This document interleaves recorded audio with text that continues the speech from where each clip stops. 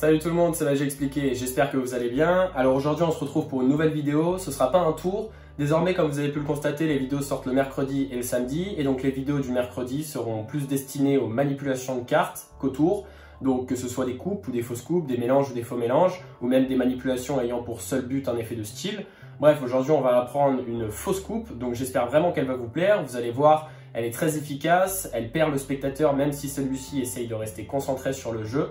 Donc on va tout de suite passer à quelques séquences de démonstration de la fausse coupe et ensuite à son explication. Allez, c'est parti!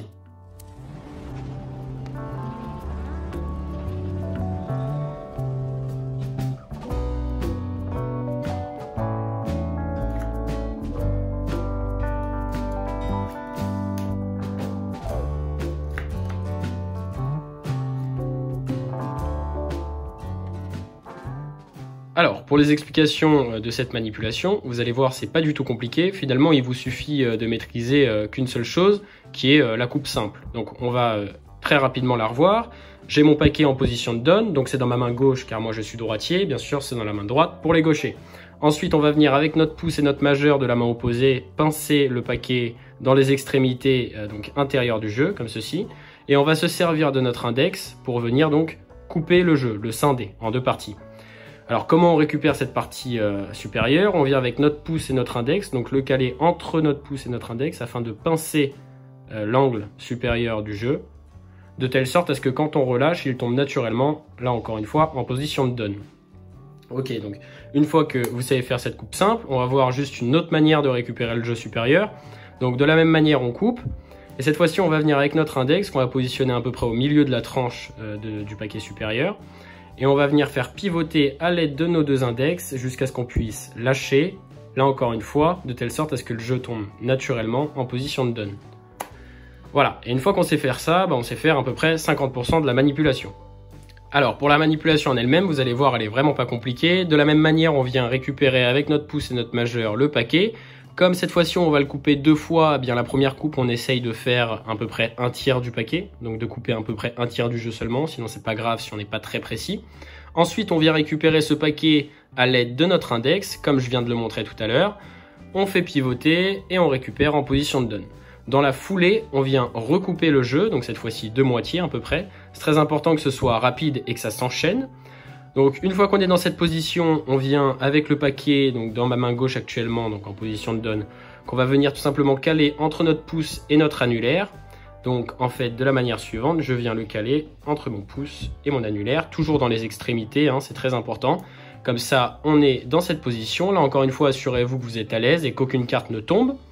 Et alors, je reprends d'ici, on vient caler ce paquet entre notre pouce et notre annulaire et directement en fait on prépare notre pouce et notre index de cette main-là à venir pincer le paquet qui va être le paquet du milieu.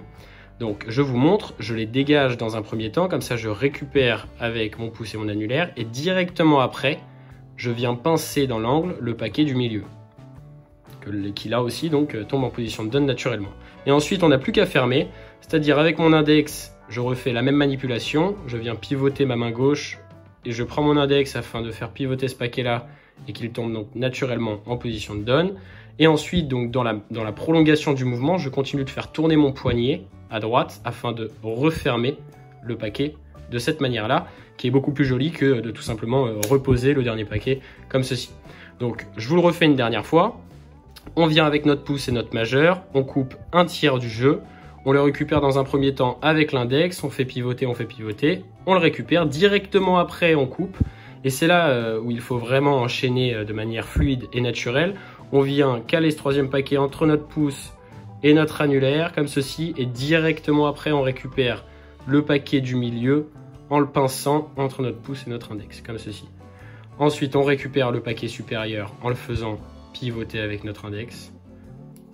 On le pose et là on continue de pivoter notre main afin de refermer le paquet. Et donc vous pouvez constater comme dans la démonstration que là si j'ai un as de carreau et un valet de trèfle, eh bien je fais la manipulation à vitesse moyenne, toc. L'as de carreau est bien sûr toujours au-dessus et le valet de trèfle toujours en dessous. Voilà, donc c'est un mouvement assez simple. Pour qu'il soit rapide et fluide, ça peut prendre quelques heures, voire quelques jours, donc ne vous en faites pas. Mais voilà, en tout cas c'est une fausse coupe très efficace, le spectateur ne se doute de rien. Donc j'espère vraiment qu'elle vous aura plu et je vous dis à la prochaine pour une nouvelle vidéo.